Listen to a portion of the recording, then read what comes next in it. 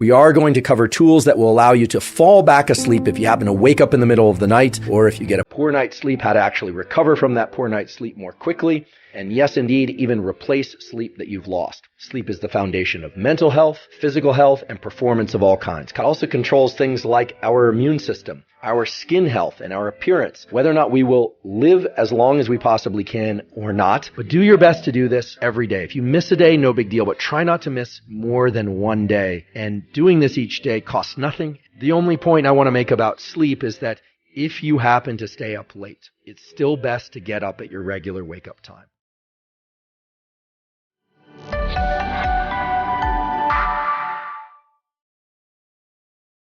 It's a very simple solution to a problem that a lot of people have, which is they stay up till 2 or 3 in the morning, and then they tend to sleep late, and then it tends to disrupt their rhythm.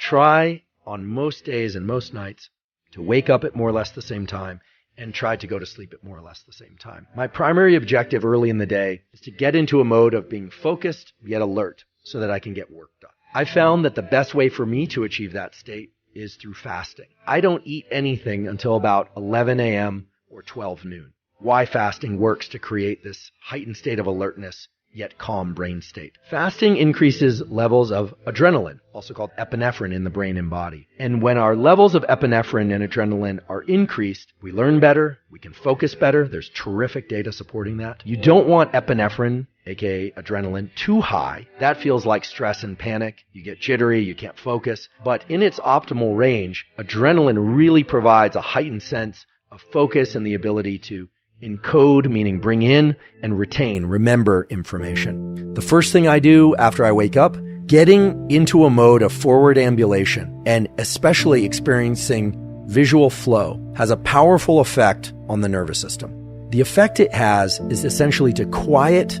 or reduce the amount of neural activity in this brain structure called the amygdala. Amygdala means almond, and many of you have probably heard about the amygdala for its role in anxiety and fear and threat detection. And indeed, the amygdala is part of the network in the brain that generates feelings of fear and threat and anxiety. So for me, this process of taking a walk each morning isn't about exercise. It's not about burning calories. It's not about any of that. It's really about getting into optic flow and reducing the levels of amygdala activation. Getting sunlight in your eyes first thing in the morning is absolutely vital to mental and physical health. It is perhaps the most important thing that any and all of us can and should do in order to promote metabolic well-being, promote the positive functioning of your hormone system, get your mental health steering in the right direction. The protocol is get outdoors, ideally with no sunglasses if you can do that safely, even if there's cloud cover. More photons, light information, are coming through that cloud cover than would be coming from a very bright indoor bulb. 2 minutes would be a minimum, 10 minutes would be even better, and if you can,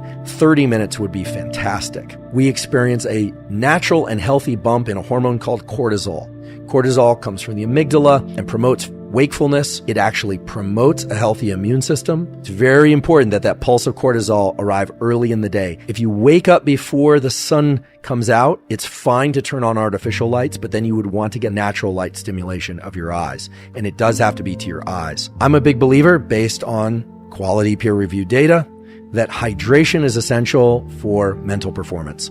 Now, I confess I don't really like drinking big glasses or big jugs of water first thing in the morning. I don't know why, but my thirst doesn't tend to kick in first thing. You may be different. Either way, I force myself essentially to drink at least 16 and most days 32 ounces of water. I also put a little bit of sea salt in the water. Neurons need sodium, they need magnesium, and they need potassium in order to function. At that point, I start thinking about and fantasizing about and craving caffeine, but I don't drink that caffeine yet. It took me years to figure this out. I used to wake up and I'd think, I don't want to drink caffeine too close to bedtime, so I'm going to start drinking my caffeine really early. I let my cortisol naturally come up in the morning. I avoid drinking caffeine until about 90 minutes or 2 hours after waking. And when I do that, I find that I don't experience the afternoon crash. I highly recommend some form of physical exercise for about an hour. The data all point to the fact that working out hard for longer than an hour can actually be detrimental because of the way that it raises cortisol. And cortisol can be a good thing if it's appropriately timed and in the appropriate low levels. But you don't want to have your cortisol levels up throughout the day or have big spikes of cortisol repeatedly. So keeping workouts relatively short can definitely help with that. And certainly if you're training hard, for many people, including myself, 45 minutes or 50 minutes is probably even more optimal. And I want to emphasize, I absolutely do that. I take 1 day per week where I go full Costello. At least if I have my way, I'm not making any plans. I'm completely free to explore what I want to do. I do take rest. However, I do think there are a few things that people should do every single day if possible. And those are get morning sunlight and to try and get sleep on a regular basis. And of course, some of the greatest of things in life happen after 10 p.m., and some of those even involve sleepless nights of various kinds. I certainly don't want to discourage people for enjoying life, because that's certainly one of the main things that we should all be pursuing, is to enjoy life. If you happen to stay up late, it's still best to get up at your regular wake-up time. It's a very simple solution to a problem that a lot of people have, which is they stay up till 2 or 3 in the morning, and then they tend to sleep late, and then it tends to disrupt their rhythm. Try on most days and most nights to wake up at more or less the same time and try to go to sleep at more or less the same time.